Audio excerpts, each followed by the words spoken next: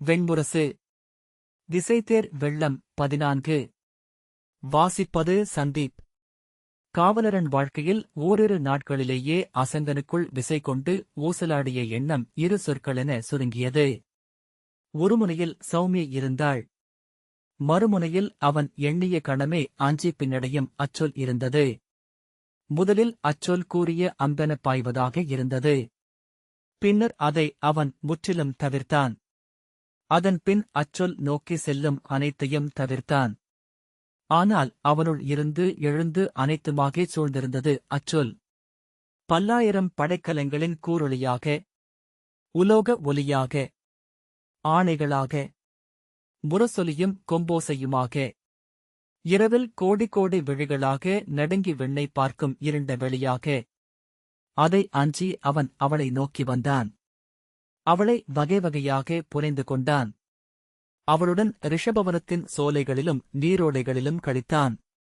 மலைச்சரிவுகளில் அவளுடன் விரைந்திறங்கி கூச்சலிட்டான். இளந்தென்றல் மேவம் கொடிமண்டபங்களில் தழுவியபடி அமர்ந்திருந்தான். அந்த இனிமை செலுத்தபோது மெல்லிய துயர்களை உருவாக்கிக் கொண்டான்.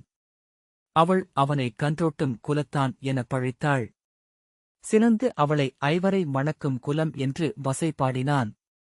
ஊடி அரண்மனையின் பிறிதொரு அறையில் இருந்தான். அவள் வந்து அவனை தழுவிக்கொண்டாள். கண்ணீருடன் அவர்கள் கூடினர். இனிமையை மிகையாக்க மேலும் மேலும் துயர் தேவையாகியது. அவளிடம் விடை பெற்று களம் சென்றான். வழிதவறி பல்லாண்டு கடந்து மீண்டான். நோயுற்று நைந்து உடல் தேறினான். காதலில் முதலில் கண்டடையும் தருணத்தின் இனிமை பிறிதெதிலும் இல்லை என்று அறிந்தான். எனவே மீண்டும் மீண்டும் சூழல்களை மாற்றி, காலங்களை மாற்றி அவளை கண்டடைந்து கொண்டே இருந்தான். ஆனால் தனிமையில் நாட்கள் நீண்டு நீண்டு அகன்றன. ஒரு நாளில் பல நூறு வாழ்க்கைகள். பிறந்திறந்து முதிர்ந்து உருமாறினான். அவளும் அவனுள் மாறிக்கொண்டிருந்தாள். அவன் எதிலிருந்து தப்பி அவளிடம் சென்று கொண்டிருந்தானோ அதுவே அவளென்று ஆவதை அச்சத்துடன் பார்த்துக் கொண்டிருந்தான். பின்னர் அவள் அதுவே என்றானாள். ஒரு வட்டம் முழுமையடைந்து இரண்டு முனைகளும் இணைந்தன. அவன் உள்ளத்தை குளிர்ந்துரையச் செய்யும் நோக்குடன் அவள் அவன் முன் நின்றாள். விண்மீன் விரிந்த கரிய வான் என. படைநகர்வு முழுவதும் சௌமியை அவனுடன்தான் இருந்தாள். ஒவ்வொரு அந்தியிலும் மிக இயல்பாக சாத்யகியின் அணுக்கனாகிய நேமிதரன் வந்து அவனை அழைத்துச் சென்றான். ஒவ்வொரு முறையும் படைநகர்வு குறித்து எதையேனும் ஒன்றை பேசியபடி மேலும் அதை உசாவும் பொருட்டென அவனை அழைத்துச் சென்று படைப்பிரிவுக்குப் பின்னால் தனியாக வந்து கொண்டிருந்த ஏவலர்களின் பகுதிக்கு கொண்டு சென்றான். அங்கே யானைத்தோல் கூடாரத்திற்குள் அவள் அவனுக்காக காத்திருந்தாள். நாள் செல்லச் செல்ல காமம் தொடங்கியது முதல் இருந்த இருநிலையை அவன் இழந்தான். அதில் முற்றாக தன்னை களைந்து உடலென்றாகி திளைத்தான். அதுவரை எண்ணிய அனைத்திலிருந்தும் வேறுபட்டிருந்தது மெய்க்காமம். அது உடலே என்றுணர்ந்து, ஆம் உடலே என ஏற்று, ஆம் உடலன்றி வேறேது என தெளிந்து அகம் அமைந்த பின்னர் உடலிலிருந்து மேலும் வளர்த்து உள்ள விளையாட்டாக மாற்றிக்கொள்ள இயன்றது. சிறுபூசல்கள், ஊடல்கள், உளமுருகும் அணுக்கம் என ஒவ்வொரு நாளும் ஒரு நாடகவழி விரிந்தது. ஒவ்வொரு அந்தியும் ஒரு தனி வாழ்வியல் கீற்றென தெரிந்தது. அவனை முற்றாக இழுத்து 16 கைகளால் அணைத்து தன்னுள் வைத்திருக்க அவளால் இயன்றது. அவன் சலிக்கையில் விழைவை கொட்ட, விழைவு கொள்கையில் ஊடி மேலும் எழுப்ப, தனித்திருக்கையில் அறியாது உடனிருக்க, தனித்திருக்க விரும்புகையில் இயல்பாக அகல, எப்போதும் தனது ஒரு பகுதியென அவனை உணர வைக்க, அவனில் ஒரு பகுதிதானென்று காட்டி அவ்வுண்மையை மறைக்க அவள் திறன் கொண்டிருந்தாள். ஆனால் இருவருக்குள்ளும் நஞ்சுத்துளி என இருவரும் ஆழத்தில் உணர்ந்த ஒன்று இருந்தது. இனிப்பை சுவை கொண்டதாக்கும் துளிக் கசப்பு போல. அவர்களின் கூடல்களை அது விசைமிக்கதாக்கியது. ஒழிந்த பொழுதுகளில் மாற்று எண்ணமே இல்லாதவர்களாக ஆக்கியது. இன்னும் இன்னும் என செல்லும் நாள் நோக்கி ஓர் அகம் தவிக்க, இதோ இதோ என ஒவ்வொரு நாளையும் 100 மடங்கு நீட்டி விரித்துக் கொண்டது பிறிதொரு அகம். அவன் விழிகளில் அப்பித்து இருந்தது. ஆகவே அவன் இளையோர் எவரும் அவனை முகம் நோக்கி பேசவில்லை. சினி மட்டும், மூத்தவரே, நீங்கள் தானாகவே புன்னகை செய்கிறீர்கள் என்றான். உத்வுதன் அவன் தலையை தட்டினான். தலையை தட்டுகிறார். மூத்தவரே என்றான் சினி. குருக்ஷேத்திரத்தை அணுகிய அன்றிரவு என்றும் போலன்றி சௌமியை சோர்ந்தும் தனித்தும் இருந்தாள். அந்நாளின் பொருளை அவன் உணர்ந்திருக்கவில்லை. படை குருக்ஷேத்திரத்தில் அமைந்தது முதல் ஒவ்வொரு கணமும் அவன் கற்றுக்கொண்டிருந்தான். பொறுப்பேற்கையிலேயே கல்வி நிகழ்கிறது என்பதை உணரத் தொடங்கியிருந்தான். ஆவலுடன் அருகணைந்து அவளருகே அமர்ந்து அன்றுதான் செய்த பணிகளைப் பற்றி உள எழுச்சியுடன் பேசத் தொடங்கினான். அடுமனை கணக்குகளனைத்தையும் ஒழுங்குபடுத்தி திருஷ்டத்யும்னனுக்கு அளித்திருந்தான். அப்படைகளின் அடுமனை தேவை அவனை எண்ணி வியக்கச் செய்தது. எவரிடம் அதை சொன்னாலும் அவர்களும் வியந்து விழிநிலைப்பார்களென்று அறிந்திருந்தான். ஆனால் அவள் அச்சொற்களை கேட்டதாகத் தெரியவில்லை. அவள் உளவிலக்கம் அவனை வந்தடைந்தபோது அகழிச்சு ஓய்ந்து, என்ன என்றான். ஒன்றுமில்லை என்று அவள் விழியொளிரா புன்னகையுடன் சொன்னாள். என்ன உணர்கிறாய் என்றான். ஒன்றுமில்லை என்று சொல்லி அவன் கையைத் தொட்டாள். இல்லை, நீ வழக்கம் போலில்லை என்றான். ஒவ்வொரு நாளும் வழக்கம் போலத்தான் இருக்கிறேனா என்று அவள் கேட்டாள். இல்லை, ஒவ்வொரு நாளும் ஒரு புதிய பெண்ணாக இங்கு வருகிறாய். ஆனால் இன்று வரை நான் பார்த்த பெண்கள் அனைவரிலும் இருந்த உவகை உன்னிடம் இன்று இல்லை என்றான். அவள் விழிகளை நோக்கி உயிர்விசை குறைந்தவள் போலிருக்கிறாய் என்றான். அவள் அவனை நோக்கியபோது விழிகள் மேலும் வெளுத்து ஒளி இழந்திருப்பதைக் கண்டான். ஏனென்றறியாது உளம் நடுக்கு கொண்டது. அருகே நின்று பிறிதொரு உளம் திகைத்தது. அவள் குருக்ஷேத்திரத்தை அடைந்து விட்டோம் என்றாள். அவன் ஆம் என்றான். இனி நாம் சந்திக்க இயலாது. அங்கே பெண்களுக்கு ஒப்புதலில்லை. அவன் அப்போதுதான் முழுதுணர்ந்து தோள் தளர்ந்தான்.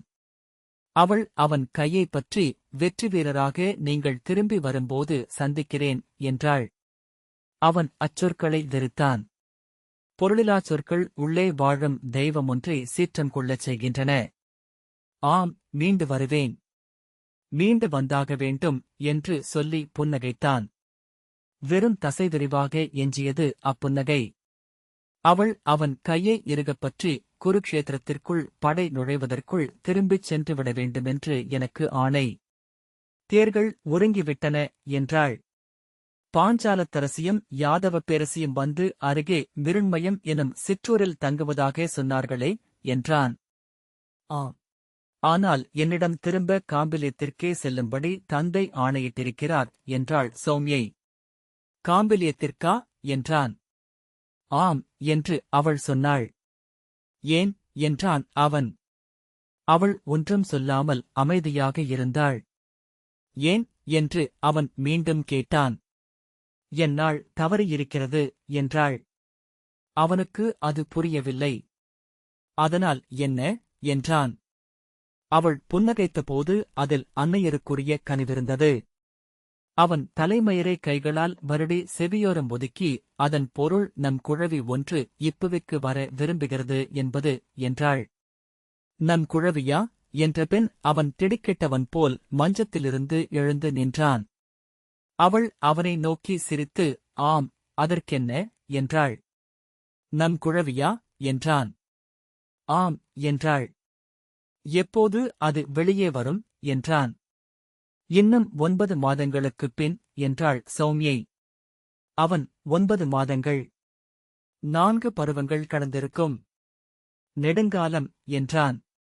ஆம், ஆகவே நான் காம்பிலியத்தில் சேடியரும் மருத்துவச்சிகளும் உடனிருக்க தங்க வேண்டுமென்று தந்தை ஆணையிட்டிருக்கிறார் என்றாள். அவன் விரைவுடன் செல்க. இங்கு போர் நிகழ்கிறது. இது கடுமையான சூழல். நம் குழவிக்கு எதுவும் ஆகிவிடக்கூடாது என்று சொன்னான். அது ஆற்றலுடையது. ஆற்றலுடன் மண்ணுக்கு வரும் என்றாள் சௌமியை. நம் குழவி அல்லவா என்று அவன் கேட்டான். ஆம் என்றாள். என் குழவி அல்லவா என்றான். ஆம் என்றாள் அவள். அவள் முகம் சிரிப்பில் மலர்ந்தது. குழவி என்று அவன் தனக்குத்தானே என சொல்லிக் கொண்டான். பின்னர் அவளருகே அமர்ந்து, நம் குழவி என்றால் அது ஆணா பெண்ணா என்றான். ஆண் என்றாள். அவன் புருவம் சுளித்து, எப்படி தெரியும் என்றான். எப்படியோ தெரிகிறது என்றாள். ஏன் என்று அவன் மீண்டும் கேட்டான். அனைவரும் விரும்புவது ஆணே என்றாள். ஏன் என்று அவன் கேட்டான். ஆணிலிருந்து குலம் பெருக வேண்டுமல்லவா என்றாள் சௌமியை. அவன் எங்கள் குலம் பெண்களினூடாக பெருகுவது என்றான். பெருக விழையும் குலம் க்ஷத்திரியருக்குரியது அல்லவா என்றாள் சௌமியை. ஆம் என்று அவன் சொன்னான். அந்தச் சிற்றுரையாடல் வழியாக உணர்வெழுச்சிகள் அணைந்து மீண்டு இதன் பொருட்டுத்தானா என்று அவன் தனக்கென்று சொல்லிக் கொண்டான். ஏன், இதன் பொருட்டென்றால் அது பிழையா என்றாள். இல்லை. இது ஒரு பெருவேள்வி போல. சொல்லப்போனால் மானுடர் புவியில் பிறப்பதின் முதன்மை பொருளும் கடமையும் இதுதான். சற்று முன்னர் வரை அதை நான் ஏற்றுக்கொண்டிருக்க மாட்டேன். இப்போது அதுவன்றி பிறிதெல்லாம் பொய் என்று தோன்றுகிறது என்று அவன் சொன்னான். நம் குழவி என்று நீ சொன்னபோது என் உளம் நடுங்கியது. என் அகம் அதை ஏற்றுக்கொள்வதற்குள்ளாகவே உடல் அதை ஏற்றுக்கொள்வது போல் தோன்றுகிறது. இன்னும் பருத்துளி ஆகாத குழவி. வெறும் எண்ணமென்றே இப்போது இருப்பது. ஆனால் எத்தனை அணுக்கமாக அது தோன்றுகிறது. இப்புவியில் எனக்கு பிற எவருமே அணுக்கமானவரல்ல, எந்தையோ உடன்பிறந்தோரோ அன்னையோ நீயோ கூட. அது நானே. ஆம், அவ்வாறு ஒரு உபனிஷத் வரி உண்டு என்றாள் சௌமியை. மகனனம் நீ நானேதான். அவன் மெய்ப்பு கொண்டு ஆம் நானேதான் என்றான். ஆம் ஆம் என்று சொல்லிச் சொல்லி அவன் அமைதியடைந்தான். கைகளை மார்பில் கட்டியபடி தலை குனிந்து விழுதிறந்து அமர்ந்திருந்தான். அவன் தோளைப் பற்றி மெல்ல அசைத்து என்ன எண்ணம் என்று கேட்டாள். நானே என்றான். அவள் புன்னகைத்தாள். நானே அல்லவா என்றான். ஆம் நீங்களே என்றாள். ஆம் நானே என்று அவன் சொல்லிக் கொண்டான். அன்றிரவு அவர்கள் உடல் தழுவியபடி சொல்லின்றி ஒருவரை ஒருவர் நோக்கி படுத்திருந்தனர். அவள் விழிகளை சந்தித்தபோது புன்னகைத்து என்ன என்றாள். ஏன் என்றான். அவள் இன்று கைகள் ஓய்ந்திருக்கின்றன என்றாள்.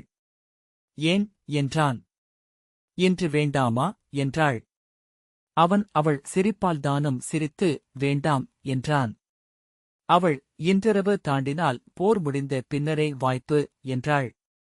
அவன் வேண்டாம் நம் மைந்தன் என்றான். மைந்தன் இப்போது வெறும் எண்ணம் மட்டும்தான் என்றாள் சௌமியை. எண்ணமாக இருந்தாலும் உடனிருக்கிறான் என்றான். அவள் சிரித்தபோது முகமும் விழிகளும் ஒளிகொண்டிருந்தன. உன்னை இனி நீ மட்டுமே என என்னால் பார்க்க இயலாது என்று அசங்கன் சொன்னான். அஞ்ச வேண்டியதில்லை. இப்போது அதற்கு தடையேதுமில்லை என்று மருத்துவச்சு சொன்னாள் என்றாள் சௌமியை. மருத்துவத்தால் அல்ல, என் உள்ளத்தால் என்றான் அசங்கன். அவள் நன்று என்று சொல்லி அவன் குழலை தன் விரலால் வருடினாள். அவன் அவளருகே கருக்குழவி போல் உடல் சுருட்டி படுத்துக் கொண்டான். அவன் குழலை கைகளால் சுருட்டி கசக்கி நீவி காது மடல்களை வருடி கழுத்தையும் தோளையும் கையோட்டியபடி அவள் அருகே படுத்திருந்தாள். கன்றை நக்கும் பசு போலிருந்தாள். அவன் அன்றிரவு முழுக்க துயிலாது அருகே படுத்திருக்க வேண்டும், இமைக்காது அவளை நோக்கிக் கொண்டிருக்க வேண்டும் என்று எண்ணினான். ஆனால் அவன் விழிகள் துயிலில் சரியத் தொடங்கின. தன் மூச்சொலியை தானே கேட்டு அவன் கையூன்றி எழுந்தமர்ந்தான். என்ன என்று அவள் கேட்டாள். துயில் வருகிறது என்றான். துயிலுங்கள் என்றாள். இல்லை, நான் துயில விரும்பவில்லை. இவ்விரவை இழக்க மாட்டேன் என்றான். துயில்வதனால் இழப்பதாக யார் சொன்னது? படுத்துக் கொள்ளுங்கள் என்றாள். அவன் தயங்க அவன் கையைப் பற்றி அரகணைத்து தாழ்ந்த குரலில் படுத்துக் கொள்ளுங்கள் என்றாள். அவன் முகத்தை இழுத்து தன் முலைகளுக்கு நடுவே வைத்து அணைத்துக் கொண்டாள். துயில்க என்று அவள் அவன் காதில் சொன்னாள். என்று அவன் சொன்னான். துயில்க துயில்க என்று மேலும் மெதுவாக சொன்னாள். அவன் உடலுக்குள்ளிருந்து அவள் அச்சொற்களை உரைத்தது போல் உணர்ந்தான். அவன் உடற்தசைகள் ஒவ்வொன்றும் மெல்ல தளர்ந்தன. நம் மைந்தன் என்றான். அவனுக்கென்ன என்றாள். அவன் முகம் என் முகம் போலிருக்குமா என்றான். ஆம் என்று அவள் சொன்னாள். ஆம், நானேதான் என்று அவன் சொன்னான். புன்னகைத்தபடி மேலும் தன் முகத்தை அவள் மென்முலைகளுக்கு நடுவே புதைத்துக் கொண்டான். அவள் அவன் தலையையும் தோளையும் மெல்ல தட்டிக் கொண்டிருந்தாள். முன்புலரியின் இருளுக்குள் உள்ளுணர்ந்து அவன் எழுந்தபோது அவள் தன் ஆடைகளை அணிந்து கொண்டிருந்தாள். ஏன் என்றான். புலரி அணுகுகிறது என்றாள். இல்லையே, ஒலி மாறுபாடுகள் தெரியவில்லை என்றான். கரிச்சான் ஒலி எழுப்பிவிட்டது என்றாள் அவள். அவன் விழிகளைத் தவிர்த்து விடை கொடுங்கள், மீண்டும் காண்போம் என்றாள். அவன் எழுந்து அவளை அணுகி இடைவளைத்துப் பற்றி தன்னுடன் சேர்த்து அணைத்துக் கொண்டான். அவள் உதடுகளை அழுந்த முத்தமிட்டான். அவை மெல்லிய துடிப்பும் வெம்மையும் கொண்டிருந்தன. கன்னங்களில் கழுத்தில் முத்தமிட்டு இரு கைகளையும் சேர்த்து பற்றி தன் நெஞ்சோடு வைத்துக் கொண்டான். அவள் கண்களில் மெல்லிய ஈரப்படலம் இருந்தது. உதடுகள் பொன்னகைத்தன. போர் எனில் அஞ்சலாகாதென்று சொல்லி வளர்க்கப்பட்டவன் நான்.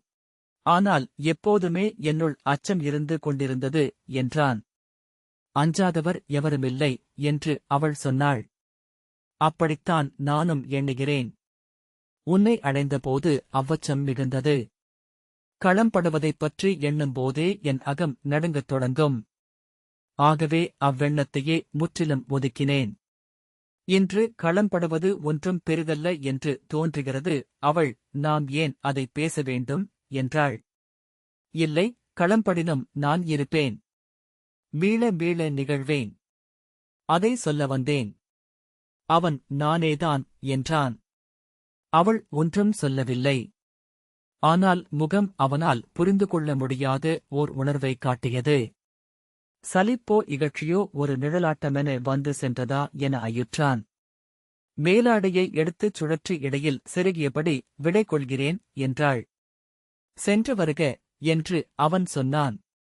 அவள் சற்று விலகி பின் திரும்பி அவனை பார்த்ததும் மெல்லிய விம்மலோசையுடன் பாய்ந்து அவன் கழுத்தைச் சுற்றி கைகளை வளைத்து தலைமுடியைப் பற்றி இழுத்து குனித்து வெறிகொண்டு அவனை முத்தமிடலானாள்.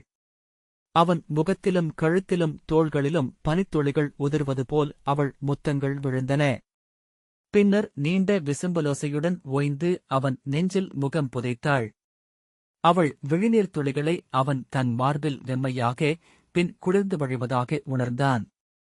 அவள் அவனை சற்று உந்தியது போல் விலக்கி விரைந்த காலடிகளுடன் கூடாரத்தை விட்டு வெளியே சென்றாள். அங்கு நின்றிருந்த சேடியிடம் கையால் தொடரும்படி காட்டிவிட்டு இருளில் நடக்க சேடி அவனை திரும்பிப் பார்க்காமல் உடன் நடந்தாள். அவன் அவள் சென்று இருளில் மறைவதை பார்க்க விரும்பாமல் குடிலை நோக்கி திரும்பிக் கொண்டான். பின்னர் நீண்ட பெருமூச்சுடன் தன் உடலை தளர்த்திக் கொண்டான். அவள் கண்ணீர் அவன் கன்னங்களிலும் மார்பிலும் மெல்லிய பசை போல உலர்ந்து ஒட்டியது. இந்த வாசிப்பை கேட்டதற்கு நன்றி.